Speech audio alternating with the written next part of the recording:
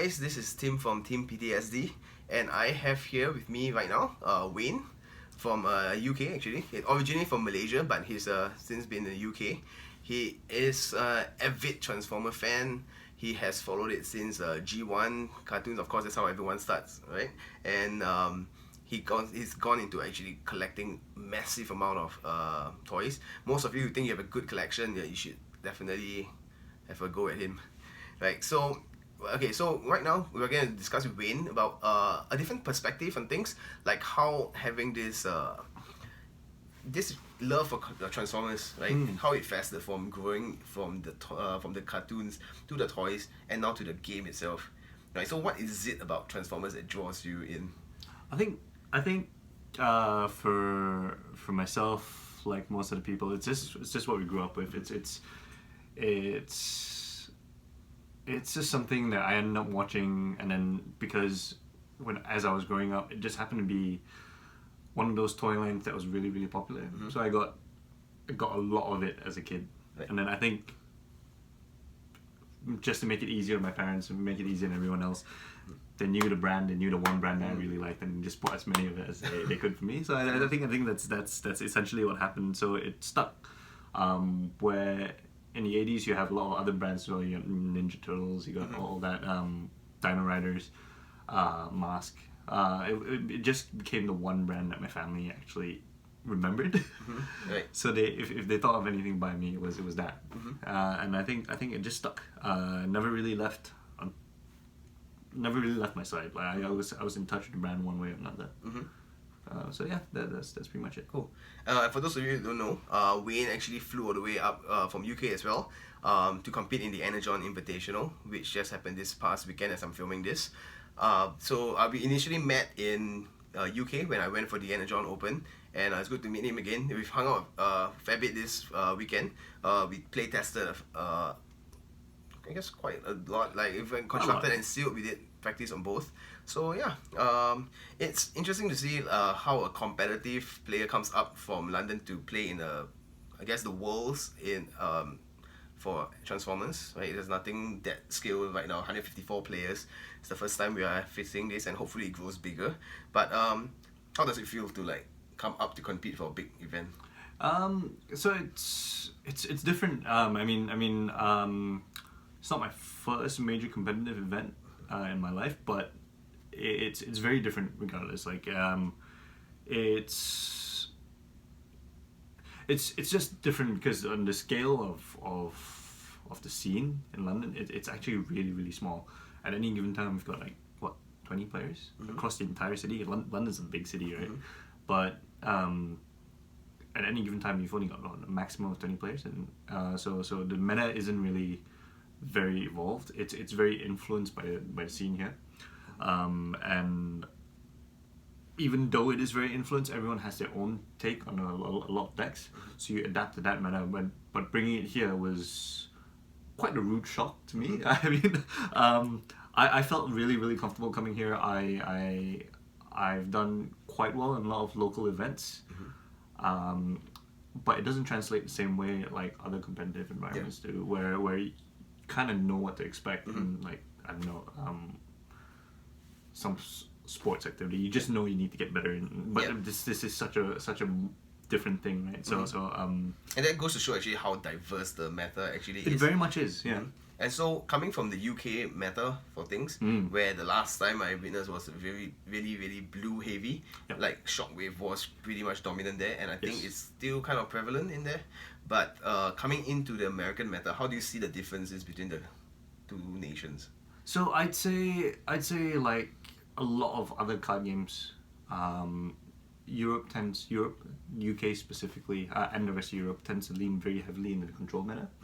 Shockwave has always been something that I think the community as a whole really enjoyed playing. From what I understand, other card games like Yu-Gi-Oh!, Magic the Gathering, Europe tends to lean very heavily into that scene as well. So everything we do, everything we play around tends to be very, very control oriented. There are pockets of really aggressive players, but it's not as diverse as the UK, as the US, because obviously you've got a lot more players here, a lot more different styles, a lot more people putting you on spins. In UK, it's very, very orange. Yeah. Or very blue, and I think the whole idea of Pierce is it's not really seen the same way here. Direct damage is not seen. It's not utilized as much. Right. It just goes one way or the other. Right. And I can understand how that is because when you have very orange and very blue, Pierce is that triangle again where orange beats Pierce beats blue, blue beats orange. Generally Absolutely. speaking, Absolutely, right? yeah. So that's where no one wants to go in the in between where you kind of suffer both. Yeah, absolutely. It's just difficult. Yeah. Okay, so coming into this event, did you feel there was an advantage from not being as known as some of the other content creators, or like you're coming in from a place that no one actually has really heard of except for the Energon Open The qualifiers. report? Yeah. In that sense, maybe. But I very much stunted myself because I've obviously got we hung out a little bit, so you obviously know that I'm getting married next week. And By the time this video is out, yeah, congratulations on the marriage by then. but obviously it's a very big thing that's playing on my mind. I've not play tested. I've kind of taken it for granted, and I've definitely paid for it. but it's just one of those experiences that I really wanted to do, but I didn't prepare for it very well. So regardless of whether there was an advantage, I didn't feel it. I paid for it. So tremendously. It works both ways, I guess. Like, but you have nothing to lose technically because no one knows you. Like, there's no stake on the line in that way, right? That is true. I've got a very big chip on my shoulder. Like I'm a very competitive player, and that should have been no excuse because regardless, if you want to be competitive, you really have to practice, right? So, but priorities. Yeah, of course. I'm sure shout out to Brian, who's also getting married next week as this is being filmed. Congrats. Yeah, so congratulations to you as well. Okay, so seeing the game as it is right now in Europe, how do you see it growing? Do you think it's going to grow a lot bigger? So the one great thing about the qualifier, obviously, that was what 3 months ago now. 3 months ago now. Yeah. That got or 4. So it's got quite a lot of our little bubbles, our little pockets of communities starting to talk to each other a little bit. The Brighton crew have always tried to reach out. They're very friendly. Yeah. Big shout out to them as well. Big shout out. And me being one of the more vocal people in the London community, I think we've reached back and we finally started establishing a little bit more. We've also reached out. Southampton's also got Kevin, who's really nice. He's reached out. I think we're starting to build something. We're starting to travel to each other's events as well. So it's starting to grow, but it's very slow. It's been a year in the making. So. But then again, the game has started to really pick up. Like Wizards has started pushing so much more. Yes. So that might actually escalate things because previously it was like a bit casual. It's like more local game stores, right? But now with the organized play coming on, that might actually help push. Do you see that advancing in the next like year or two? I still think it's going to be very slow coming. I'll be very honest with you. Like London being where everyone would think the game would be most popular. Right. It's not as big as say Brighton, for example. And Brighton's, I'm not saying Brighton's a small city, but London's obviously the biggest. Right. But in that city itself, there are only like 2 shops. One doesn't really support the game, and one really does, but it's quite out of the way. So it tends to be a little bit difficult. It's very hard to get people to go to the shop. Right. So what I'm trying to say is, it's a similar issue that what we have with some of the American folks that actually have one store there, but the next store is maybe like 30-40 miles out. Yeah. Sorry, I'm digressing from your question, but I can see it grow. But not everything is in place to help it really grow quick, if that makes sense. And we do what we can as. Yeah, of course, sure. Yeah. I mean, that's the best we can do as a community to like try to urge people to join the game. Yeah. But would you so in terms of the organized play coming on now, having the tournament scene growing, and especially with the success in the UK, guys, Europe Energon Open, held in the UK, does that actually open doors for more successful tournaments that you see happening within that region, rather than everything being held in America. Because the UK one was good. Asia started having two very recently as well. Yeah. So how do you see that growing in terms of tournaments in? From what I understand, and I could be really, really wrong here, I understand that the game's only released in English-speaking, Yes. predominantly English-speaking countries. Now, Europe is a very different animal. There are very few predominantly English-speaking Yes. countries. So that very much means that I think UK would still be very much the central hub. Yep. And I know there are players in Germany, France. I'll shout out to everyone. But they're not. It's not really supported there. So I think Europe as a whole, having to grow will be a little bit difficult. It has to get a little bit of a push from Wizards. If anything, it'll be UK growing. And I'm obviously very biased, and I don't mean anything by it. But that's how I see it. Yeah. So there will be a push. If there is growth, it will start from the UK, only because there's already been some establishment there.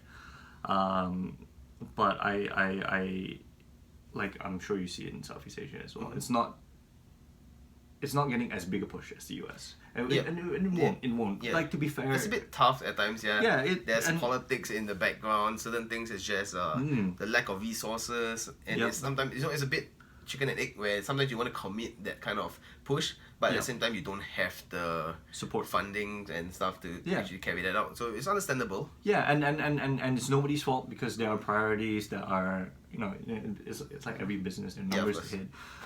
So it's. But I mean, it's good so far what they're doing. They're listening to the community. They are still acting on whatever is changing. I completely agree. I just don't feel that the push will be as big as the US.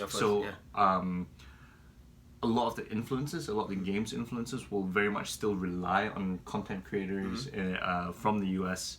Obviously the ones that you've spoken to today, and so on. So while there will be growth, I don't see it being as exponential, as big as we want it to be, as you want it to be as a community leader of your area as well. It's not going to be as big as I want it to be, but like, any growth is growth. Yeah, and I'll take it. Yeah, we'll take it as slow, but hopefully organized play entices more people to come in. Yep. Yeah, money always, sells. Yeah, it does. Yeah, but I will take whatever it can. Yeah. Okay, so I want to jump back a bit to our first bit where we're talking about you as a Transformers fan. Right. I want to see how does that translate. Like, you know the Transformers, you watch them, you collect them, you kind of know the characteristics of them. Like, do you feel like when you play the card game, do you have an essence of the characters? Like, do they try to translate certain characteristics of the characters into certain abilities? Do you feel that comes across? That's a very good question. It's not a question I've ever really truly thought of. For me, it is still a bit compartmentalized. I kind of play the game as a game. Right. The reason why I got into it is because it's Transformers, but I play the game as the game. I used to be quite a big Magic player myself, but and that's one of the reasons why I jumped on board. But once it got competitive, it didn't become Transformers anymore. It just became names on a card that I really wanted to play and really wanted to win with. But taking a step back and really thinking about it, like, given that I've only faced this question now, I can see it. OPBL for one. How, in obviously, if you've seen the original movie cartoon, where he changes the tide, he turns the tide. It's very much the same thing when he attacks. Get that one card, changes the games tremendously. Correct. I can see that characteristic. Megatron in certain iterations has always looked to improve himself, make himself bigger, stronger. I can see that in Living Weapon as well. He wants to put as many armaments on himself as possible and swing as hard as possible. I see that. When it comes to the other characters, a bit subjective, I guess. It is like, very subjective. Cup. Sergeant Cup. Nothing at all. yes, he questionable seems very stats popular. for stars, but blank on both. Yeah, I can see why, like, because you need some characters to be generic to make some other characters a bit more elevated. But do you feel like there's a connection? Do you have that tie? Never thought about it until now. I know, but I'm very attached to almost every single name there is out there. So you are quite affected by Octone now being instead of Octane. A little bit of that. Shrapnel. Yeah. The very next thing I was going to bring up. Also the fact that Octone's mercenary, I can see that. So we're talking about characteristics. Octone is very mercenary-ish. He goes for money, but he's always been a Decepticon in my eyes. Yeah. So that bugs me a little bit as well. I mean, like a little, but yeah. But yeah, I'm glad you brought it up. I've never thought about it that way, but yeah, there are characteristics, but I wouldn't say it's that big a part of the game. Yeah.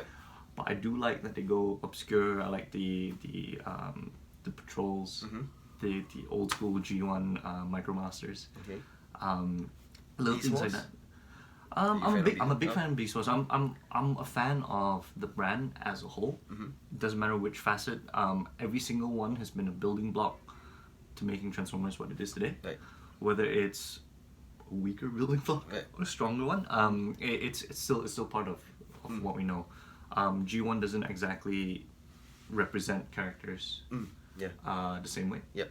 But I guess that was new. I mean, the developed character building goes on. Yeah. So you find like RC didn't have a lot of. Sorry, I'm just digressing a little bit. But RC didn't have a lot of a role. Like it was very male dominant. Yeah. She wasn't given that much of a character to build on. And then you got like Transformers Prime, where she became a much bigger, a main character in her own right, and you could kind of see that funnel down into everything else, and then you got RC now as a Wave 1 character, because obviously Wave 1 would be the big impactful characters, you know. Yeah. And she's obviously become a big impactful character in her own right in the game. Yeah. Not one of the biggest, but one of the bigger ones as well. And that's nice to see. So yeah, I can see all that. Yeah. Oh, okay. So to wrap things up, let's okay.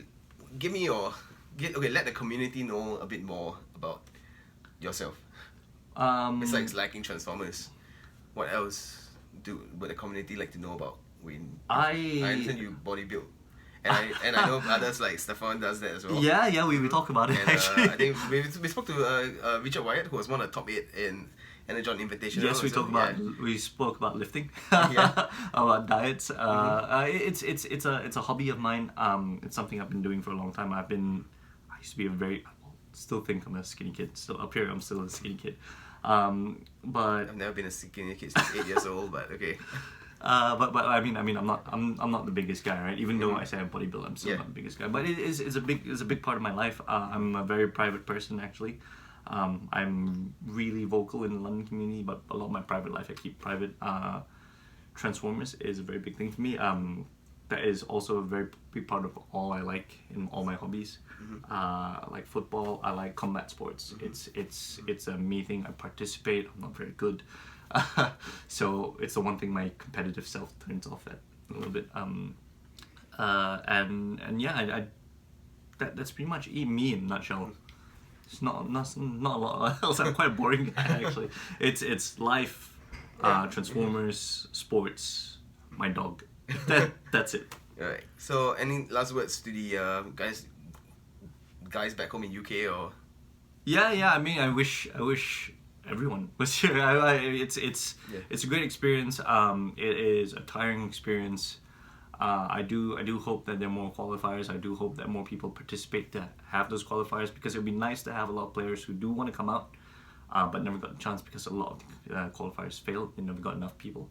But I know at least 3 or 4 people off the top of my head that really wanted to come but never got any qualifiers, and they want to do last chance qualifiers. I get that as well. Yeah. So please support your local game stores who do try really, really hard to run the game. It's not easy for them. And you can't expect them to give us handouts as well, so it has to go both ways. Okay, that's good. Hopefully UK side gets to run and kick things off for more qualifiers in future. I understand that it's difficult at times, but hopefully things get sorted out. Yeah, of course. Right, and with that, this is Wayne Wong, right, from the UK, and PTSD out.